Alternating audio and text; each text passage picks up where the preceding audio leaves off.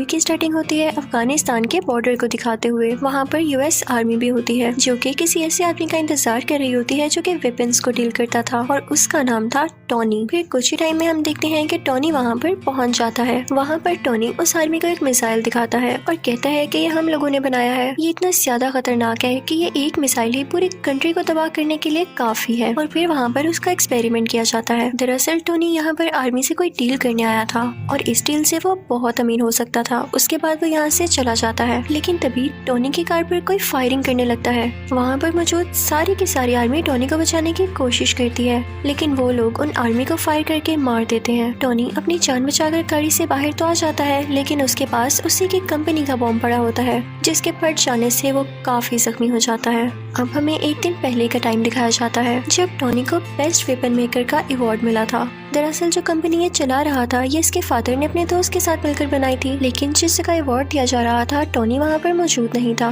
तो उसका अवार्ड कोई और रिसीव कर लेता है। अब अगर टोनी वहाँ पर नहीं था तो वो कहाँ पर था? वो था एक कैसीनो में। वहाँ पर वो आदमी आता है जिसने टोनी का अवार्ड लिया था। वो उसे उसका अवार्ड देता है तो वो कहता है कि यार मैं इसे कहाँ रखूंगा, मेरे घर में तो जगह ही नहीं है। वो अवार्ड वो लोगों को देकर वहाँ से चला जाता है। तभी वहाँ पर एक रिपोर्टर आती है और टोनी से कहती है कि क्या आप सेटिस्फाई हैं कि आप नए नए वेपन्स बना रहे हैं और वो इतने खतरनाक हैं कि किसी की भी जान ले सकते हैं, बल्कि पूरी कंट्री ही डिस्ट्रॉय कर सकते हैं। तो टोनी कहता है कि हाँ मैं सेटिस्फाई हूँ, क्योंकि अगर हम वेपन्स न बनाएं तो लोग हमें ही मार डालेंगे। उसके बाद ये दोनों कुछ टाइम साथ स्पेंड करते हैं और फिर टोनी को बताया जाता है कि उसकी अफगानिस्तान के लिए फ्लाइट है और टोनी अपने प्राइवेट जेट से होता हुआ अफगानिस्तान आ जाता है। अब सीन शिफ्ट होता है प्रेजेंट टाइम की तरफ, जब टोनी बेहोश है और एक बैटरी से कनेक्टेड है।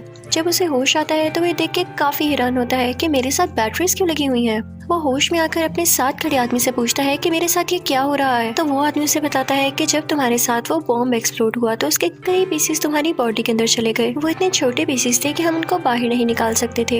अब इसका एक ही हल था कि हम उन पीसेस को तुम्हारे दिल के पास जाने से रोक सकें, तो इस वजह से हम ये इलेक्ट्रोमैग्नेटिक वेव्स यूज कर रहे हैं। तो तुम्हें घबराने की कोई जरूरत नहीं है। हमें पता चलता है कि टोनी को टेररिस्ट ने किडनैप कर रखा है और तभी वहाँ पर उन टेररिस्ट का लीडर आता है। वो टोनी से कहता है कि जानते हो मैंने तुम्हें किडनैप करके यहाँ पर क्यों बुलाया? मुझे तुम्हारा बनाया गया मिसाइल काफी पसंद आया और जैसा कि तुम जानते हो कि यूएस आर्मी ने हमारे बॉर्डर पर कब्जा कर रखा है, तो मैं चाहता हूँ कि सेम मिसाइल तुम हमारे लिए भी बनाओ और बस जैसे ही तुम मुझे मिसाइल दे दोगे तो मैं उन पर अटैक करके तुम्हें छोड़ दूंगा। तो टोनी कहता है कि हरगिज नहीं, ये तुम्हारी भूल है। तो टोनी के साथ खड़ा हुआ आदमी उसे कहता है कि नहीं ऐसा नहीं करो, तुम्हारे पास इसके अलावा और कोई सोल्यूशन नहीं है, क्योंकि ये एक ऐसा इलाका है जहाँ तुम्हारे साथी इवन आर्मी भी नहीं तुम्हें ढूंढ सकती। अब ये आदमी था कौन? दरअसल ये आदमी भी वेपन्स बनाया करता था और इन्हें भी यही लोग लेकर आए थे यहाँ पर। अब टोनी और वो डिसाइड करने लगते हैं कि यहाँ से बाहर कैसे निकला जाए। हालांकि यहाँ से बाहर जाना लग तो इम्पॉसिबल रहा था, लेकिन वो फिर भी ट्राई करना चाहते थे। वो आदमी कहता है कि मुझे अपनी फैमिली के पास जाना है। तो टोनी कहता है कि मेरी कोई फैमिली नहीं, बस एक ड्राइवर और एक सेक्रेटरी है। तो वो दोनों सोचते हैं कि हम कोई ऐसा ड्रेस बनाएंगे जो कि बुलेट प्रूफ हो, ताकि जब हम लोग बाहर निकलें और वो हम पे शूट करें तो हम पे कोई असर ना हो और हम फौरन से भाग जाएं। वो आदमी टोनी को बताता है कि तुम्हारी बॉडी में जो इलेक्ट्रोमैग्नेटिक वेव्स हैं उनको सिर्फ वही बैटरी कंट्रोल कर सकती है जो मैंने तुम्हारी बॉडी के साथ कनेक्ट की थी। अब उसको ढूंढना होगा ताकि उसको यूजफुल बनाकर हम यहाँ से बाहर जा सकें, लेकिन उस सूट के लिए इनको बहुत हाई पावर्ड बैटरी चाहिए थी जो कि उस सूट को रन भी कर सकती। दूसरी तरफ लीडर को तो यही लग रहा होता है कि शायद ये लोग मेरे लिए वो मिसाइल बना रहे हैं, तो वो उसको मटेरियल भी देता रहता है, क्योंकि वो नहीं जानता होता कि मिसाइल बनाने के लिए क्या क्या मटेरियल चाहिए। लेकिन जल्द ही जब वो सूट तैयार होता है तो इस बात की खबर उस लीडर तक भी पहुंच जाती है। उसे बहुत गुस्सा आता है और वो उस आदमी को जो कि टोनी के साथ इस सूट बनाने में हेल्प कर रहा था काफी इंजर्ड कर देता है। टोनी अपना वो सूट पहनता है और उसमें सारा सिस्टम डाउनलोड करता है। उसमें वो पावर भी ले आता है और वहाँ पर मौजूद सब लोगों को मारने लगता है और उस केव से बाहर आ जाता है अपना वही ड्रेस पहनकर। टोनी वहाँ से निकलकर सारे वेपन्स डिस्ट्रॉय करता है और अपने ड्रेस में ही मौजूद रॉकेट लॉन्चर से वहाँ से फ्लाई कर जाता है। अब वो गिरता है एक डेजर्ट में, जहाँ पर उसकी टीम उसे ढूंढ लेती है और वापस उसी जगह पर ले आती है जहाँ पर वो लोग रहा करते थे। वहाँ पर टोनी के फादर के फ्रेंड भी होते हैं जिन्होंने उनके साथ मिलकर ये वेपन कंपनी खोली थी। टोनी कहता है कि मैं लाइव आना चाहता हूँ और मीडिया के सामने प्रेस कॉन्फ्रेंस भी करना चाहता हूँ। अब हम देखते हैं कि टोनी पूरे मीडिया से बात कर रहा होता है। वो कहता है कि मुझे अफगानिस्तान के लोगों ने किडनैप कर लिया। उन्होंने मुझसे डिमांड की कि मैं उनको भी वेपन्स बना कर दूं। मैंने ये सोचा है कि मेरे वेपन्स इतनी प्रॉब्लम्स क्रिएट कर रहे हैं और वो लोग भी मेरे वेपन्स को हासिल करके जंग करना चाहते हैं, वॉर करना चाहते हैं, और मैं ये सब नहीं चाहता, इसलिए मैं अपनी कंपनी बंद कर रहा हूँ। और एटलीस्ट अगर कंपनी बंद ना भी की तो मैं ऐसे वेपन्स कभी नहीं बनाने वाला। तो वो आदमी जो टोनी के फादर का फ्रेंड था वो सारे लोगों से कहता है कि नहीं नहीं ऐसी बात नहीं है, टोनी बेचारा अभी अपनी जान बचा कर आया है और ये सेंसेस में नहीं है, ये भी उदास है इसलिए बहकी बहकी बातें कर रहा है, ऐसा कुछ नहीं होने वाला। टोनी वहाँ से चला जाता है और वो आदमी भी टोनी के पीछे पीछे आता है। वो टोनी से कहता है कि आखिर हुआ क्या, तुम अफगानिस्तान से कैसे बचकर निकले और तुम्हें उन लोगों ने क्यों किडनैप किया था। तो टोनी उसे सारी बात बता देता है और ये भी बताता है कि मैंने एक आयरन सूट बनाया था जिसकी हेल्प से मैं बाहर निकला, क्या तुम भी देखना चाहोगे। तो वो आदमी कहता है कि हाँ हाँ क्यों नहीं। तो टोनी अपनी शर्ट खोलता है और अपनी चेस्ट पर को दिखाता है, यानी उस आयरन सूट का कुछ हिस्सा। वो आदमी ये चीज देख के कहता है कि ये तो लाजवाब है, हमें इस पर और काम करना चाहिए और पूरी दुनिया के सामने लाना चाहिए, हम इससे काफी अमीर हो सकते हैं और इससे हमें काफी प्रोग्रेस मिल सकती है। लेकिन टोनी नहीं मानता और फिर जाता है अपनी सेक्रेटरी के पास। वो उससे कहता है कि मेरी चेस्ट में जो टूल लगा हुआ है मैंने इससे ज्यादा एडवांस टूल बना लिया है, उसे प्लीज उसके साथ चेंज कर दो। तो वो लड़की टोनी से पूछती है कि ये क्या करता है। तो टोनी उसे बताता है कि मेरी बॉडी में कुछ मेटल पीसीज हैं, ये उनको मेरे दिल तक जाने से रोकता है और मेरी बॉडी में और ज्यादा पावर और एनर्जी बनाता है। दूसरी तरफ डेजर्ट में उन अफगानिस्तान के टेररिस्ट को उस सूट के कुछ पार्ट्स मिल जाते हैं जिससे वो लोग जोड़कर पता लगा लेते हैं कि असल में चीज क्या है। और उधर टोनी भी एक नए ड्रेस बनाने की कोशिश में होता है। उसने उस ड्रेस में और ज्यादा अच्छे रॉकेट लॉन्चर्स लगा रखे थे जो उसे उड़ने में मदद देने वाले थे। अब वो अपनी ड्रेस में लगे सिस्टम को ऑर्डर देता है कि मुझे और ऊपर उड़ाओ, लेकिन जब वो काफी ज्यादा ऊपर पहुंच जाता है तो उसके ड्रेस में बर्फ जमने लगती है सर्दी की वजह से और उसके सिस्टम में एरर आ जाता है और वो नीचे आकर गिरता है। जैसे ही वो नीचे आ रहा होता है तो अपने सिस्टम को दोबारा से ऑर्डर देता है क्योंकि अब उस पर से बर्फ मेल्ट हो रही थी और वो दोबारा से उड़ जाता है। फिर घर आकर वो ड्रेस में कुछ चेंजेस करता है ताकि ज्यादा ऊंचाई पर जाने में वो ड्रेस ना जमे और टेबल पर उसकी सेक्रेटरी ने उस पुराने टूल पर कुछ लिख के उसके लिए रखा होता है जिसे देख के वो काफी खुश होता है। फिर शाम को हम देखते हैं कि टोनी एक पार्टी में जाता है जहाँ पर उसकी सेक्रेटरी भी होती है। वो दोनों साथ टाइम स्पेंड करते हैं, डांस करते हैं और काफी एंजॉय करते हैं कि तभी वहीं पर वो रिपोर्टर आ जाती है जिसने उससे कुछ क्वेश्चंस किए थे। वो कहती है कि जो मिसाइल तुमने अफगानिस्तान में दिखाया उस जैसे कई मिसाइल अब अफगानिस्तान खुद बना रहा है और मुझे नहीं लगता कि ये तुम्हारी परमिशन से हो रहा है या तुमने ऐसा कुछ करने को कहा है। टोनी एकदम बहुत गुस्से में आ जाता है और उसे लगता है कि हो ना हो ये काम उसी आदमी का है जो कि उसके फादर का दोस्त था, यानी उस कंपनी का शेयर पार्टनर। टोनी सीधा उस आदमी के पास जाता है और उससे पूछता है क्या वाकई में तुमने वो मिसाइल वहाँ पर भेजा है। तो वो कहता है कि हाँ मुझे ऐसा करना पड़ा। तो टोनी कहता है क्या तुम्हें पता भी है वहाँ पर जो टेररिस्ट है वो लोगों को कितना मार रहे हैं और तुमने उन्हीं टेररिस्ट की मदद कर दी, हमारी कंपनी ऐसे काम नहीं करती। लेकिन वो उसकी एक नहीं सुनता। फिर टोनी घर आ जाता है और खुद ही कुछ करने का ट्राई करता है। टोनी अपने ड्रेस को बहुत एडवांस बना लेता है, उसमें उसने हर तरह की टेक्नोलॉजी यूज करती थी जो कि फायर भी कर सकती थी और छोटे छोटे रॉकेट्स भी शूट कर सकती थी।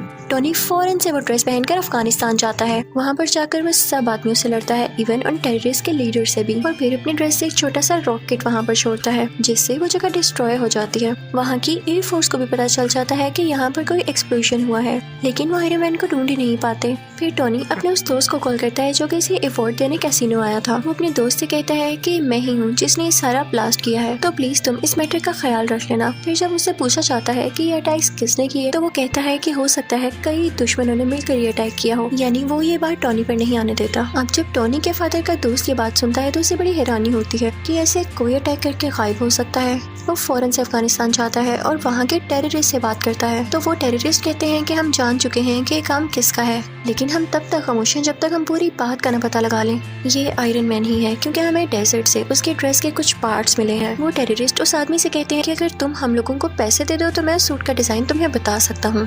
लेकिन टोनी के फादर का दोस्त ऐसा नहीं करता, बल्कि उन लोगों को डरा धमका कर वो ड्रेस अपने साथ ले आता है। टोनी को पता चल जाता है कि उसका पुराना ड्रेस किसी ने चुरा लिया है। वो फौरन से अपनी सेक्रेटरी के पास जाता है और उससे कहता है कि कैसे भी करके मुझे उसको रोकना होगा कि कहीं ये सारी इन्फॉर्मेशन लीक ना हो जाए और वो मेरा नाम, मेरी आइडेंटिटी यूज करके हर जगह तबाही फैलाए। अब टोनी की सेक्रेटरी उस आदमी के ऑफिस जाती है, यानी वही आदमी जो टोनी के फादर का दोस्त है। वो सारी इन्फॉर्मेशन उसके कंप्यूटर से कॉपी करने लगती है और साथ ही साथ उसे ये भी पता चलता है कि यही वो आदमी था जिसने टोनी को किडनैप करवाया था उन टेररिस्ट से, क्योंकि ये नहीं चाहता था कि टोनी का इस कंपनी में जरा सा भी शेयर हो। ये सुन के वो काफी हैरान होती है और वहाँ से जाने ही वाली होती है कि तभी वहाँ पर वही आदमी आ जाता है जिसके कंप्यूटर से वह डेटा चुरा रही थी, लेकिन उसे बातों में लगा के वहाँ से चली जाती है। अब वो आदमी भी इतना कोई इनोसेंट 100% नहीं था। उसे पता चल जाता है कि ये लड़की मेरे कंप्यूटर से सारा डाटा चुरा गई है। जब वो लड़की सारी इन्फॉर्मेशन लेके वहाँ से निकल रही होती है तो एक आदमी आता है और कहता है कि आप टोनी को जानती है ना, कि आप टोनी से मेरा इंटरव्यू करा देंगी, मुझे उससे कुछ सवालात पूछने हैं, कुछ क्वेश्चनिंग करनी है। और दूसरी तरफ टोनी के फादर के फ्रेंड को भी अजीब अजीब फील हो रहा होता है, क्योंकि वो जानता था कि टोनी अब कितना पावरफुल है और उसे पता चल चुका है कि इस सारी गेम के पीछे मेरा ही हाथ है। उस आदमी ने कुछ साइंटिस्ट को ऑर्डर दिया होता है वही टूल बनाने के लिए जो कि टोनी की चेस्ट में था।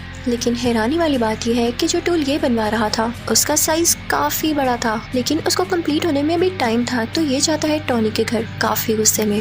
वो टोनी की बॉडी को डीएक्टिवेट करके उसकी चेस्ट में से वो टूल यानी जो उसका हार्ट था वो ले जाता है, जिसकी वजह से टोनी बहुत डाउन फील करने लगता है और उसके बगैर वो ज्यादा देर जिंदा रहने वाला नहीं था। कि तभी टोनी को याद आता है कि उसकी सेक्रेटरी ने उसे एक पुराना टूल भी दिया था। वो फौरन से उसको लगा लेता है और अपना ड्रेस दोबारा से अपनी बॉडी पर ले आता है। अब टोनी के फादर का फ्रेंड तो टोनी का वो टूल लेके जा चुका था। उसने अपने पास काफी बड़ा आयरन जायंट बना रखा था जिसका वो नाम रखता है आयरन मॉन्गर। वो आदमी वो टूल जो टोनी की चेस्ट से निकाला गया था उसके अंदर डाल देता है, जिससे वो एक्टिवेट होने लगता है। उसमें कई पावर्स आ जाती हैं। लेकिन इतनी ही देर में असली आयरन मैन भी वहाँ पर पहुंच चुका था और अब इन दोनों में काफी ज्यादा फाइट होती है। अब वो दोनों लड़ते लड़ते रोड पर आ जाते हैं। तभी आयरन मैन को याद आता है कि अभी तक ये सूट पूरी तरह ठीक नहीं हुआ, यानी अभी भी ये कई ज्यादा हाइट पर जाकर फ्रीज हो जाएगा। वो फौरन से ऊपर उड़ने लगता है ताकि आयरन मॉन्गर भी उसका पीछा करे। और जब वो लोग बहुत ऊपर पहुंच जाते हैं तो आयरन मॉन्गर का ड्रेस जमने लग जाता है, फ्रीज होने लग जाता है और वो अजीब सा होकर थोड़ा डल होकर नीचे गिरने लगता है। लेकिन तभी नीचे आते ही वो दोबारा से एक्टिवेट हो जाता है और वो आयरन मैन पर अटैक करने लगता है। अब ये दोनों पता है कहाँ आकर गिरते हैं,